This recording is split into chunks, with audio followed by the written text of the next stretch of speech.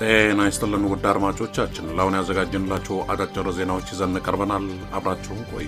ወቅታዊ ታማኝና ፈጣን መረጃዎችን ለመከታተል ቻናላችንን ታይም ሚዲያ ሳብስክራይብ፣ ሼር እና ላይክ በማድረግ ቤተሰብ ይሁን። ይህ ታይም ነው። ፕሪቶሪያ ታሪካዊ ስምምነት ነው። ለብዙዎች ልምድ የሚሰጥ ስምምነት ነው።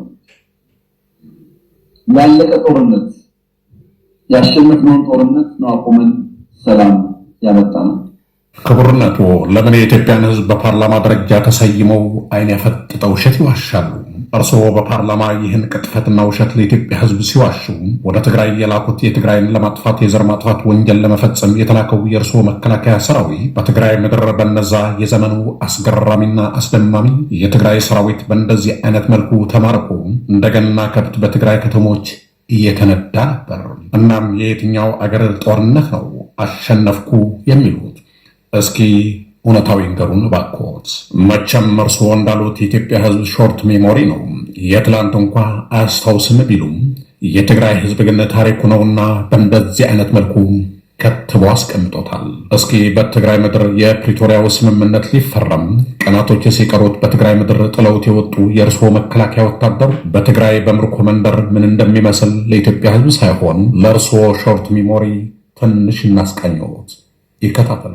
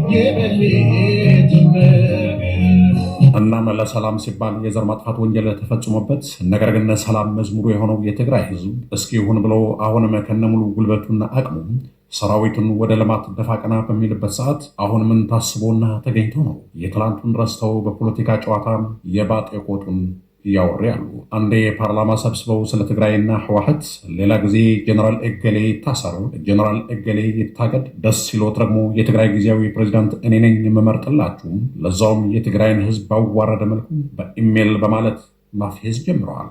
ይሁን እንጂ የትግራይ ህዝብና ሰራዊት እርስዎ ጠንቅቀው ቢያውቁትም ሚስኪኑ የኢትዮጵያ ህዝብ ግን አሁንም ያወቀውና የተገነዘበው አይመስልም።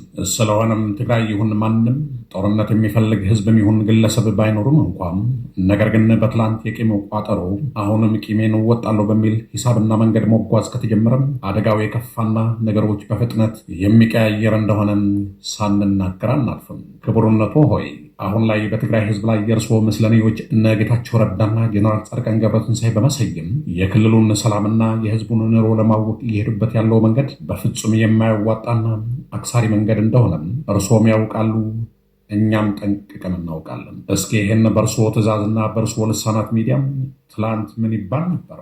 ስለሆነቹ የእርስዎ ተላላኪና ምስለኔዎች ትንሽ እናሳየዎት። እርስዎ ሾርት ሚሞሪ ነዎትና። እኔ ቲፒኤልኤፍን የማስበው ለኢትዮጵያ የሙቀጫ ልጅ ነው የሆነባት። የሙቀጫ ልጅ እናቱን ካልወቀጠ እናቱን ካልረገጠ ስራውን ይሰራል። ልክ እንደ ሙቀጫ ልጅ ኢትዮጵያን በማዋረድ፣ ኢትዮጵያን በመዝረፍ፣ ኢትዮጵያን በመከፋፈል፣ ኢትዮጵያን በማደየት ስራዬን እሰራለሁ ብሎ የሚያስብ ኃይል መሆኑ በጣም ያሳዝነኛል። እንዲህ ያለው ሀገርን የመካድ ተግባር ኢትዮጵያ ላይ ሲፈጸም አዲስ እንዳልሆነ የሚያነሱት ጠቅላይ ሚኒስትሩ ጠላቶቿ ከውስጥም ከውጭም በሚፈጽሙት ክህደትና ጥቃት ኢትዮጵያውያን የሽንፈት ታሪክ የላቸውም ይላሉ። ወድ አድማጮቻችን እንግዲህ እነዚህ የትላንት አገር አፍራሽና አሸባሪ ተብለው የተሰየሙት እነ ጌታቸው ረዳና ጀኔራል ጻድቃን ናቸው። በአሁኑ ሰዓት የጠቅላይ ሚኒስትሩ አማካሪና መካሪ ሆነው ትላንት አንድያ ህይወታቸውን ለመስጠትና በትግራይ ህዝብ ላይ የታወጀው የዘር ማጥፋት ዘመቻን ለመታደግ የወጡት እነሱን ተጠቅመው ጠቅላይ ሚኒስትሩ በጦርነት ሊያሸንፉትና ሊያጠፉት ያልቻሉትን የትግራይ ህዝብ ላይ ቁማር እየተጫወቱ ያሉት እነዚህ የትላንት የሀገሪቷ አፍራሽና አሸባሪ ግለሰቦች በምን አይነት መልኩና መንገድ ነው የትግራይን ክልል ፕሬዚደንትና ምክትል ፕሬዚደንት ሆነው እንዲሰሩና ክልሉን እንዲመሩ እየነገሩን ያሉት? ጠቅላይ ሚኒስትሩ መልሱ ለእርስዎ ትተነዋል።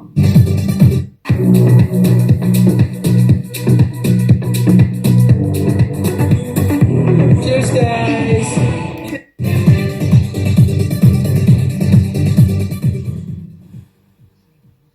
እናም የትላንቱ የትግራይ ጦርነት እንዳልነበር በመርሳት አሁንም እነዚህ በምስሉ የሚታዩ ተረኛ ለሞት የታጩ ህፃናት ወታደሮች በጦር ላይ ጦር ማሰልጠኛ አሰለጠንኩ በማለት አገሪቷና ህዝቦቿ ሌላ ስራ የጠፋ ይመስል ለዳግም እልቂትና ውድመት በእንደዚህ አይነት መልኩ አዳዲስ ምልምሎችን በማሰልጠን ያዙኝ ልቀቁኝ እያለ ነው የብልጽግናው ገዳይና ጦረኛ አገዛዝ። ይሁን እንጂ ህዝቡና ምልምል ተመራቂዎቹም በትግራይ በረሃዎች የዘመተው የመከላከያ ሰራዊት ወዴት ገባ ብሎ መጠየቅ ተገቢ ነው።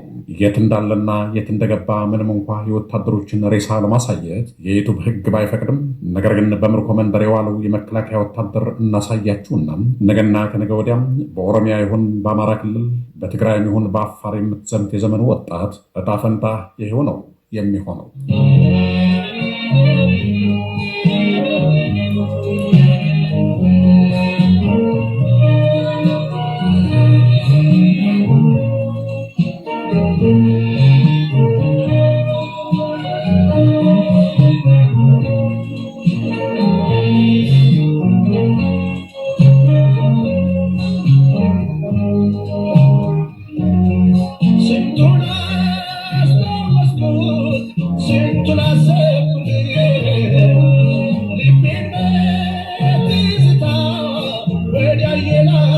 ስለዚህ አሁንም የብልጽግና አገዛዝ ትላንት በትግራይ ህዝብ ላይ የፈጸመው የዘር ማጥፋት ወንጀልና ክልሉን የማውደም ተግባር አልበቃ ብሎት አሁንም እንደለመደው በተለያዩ ሴራዎችና ሸፍጥ ታጅቦም በየሚዲያው እየወጣ ማቅራራት ከቀጠለ የትግራይ ሰራዊት በቦታውና በቤቱ በተጠንቀቅ እንደሆነ ወዳጅም ጠላትም ማወቅ አለበት ስንል ሲጀመር ከኛ ጋር ሲዋጋ የነበረ ሰራዊት ነው አሁንም ያለው።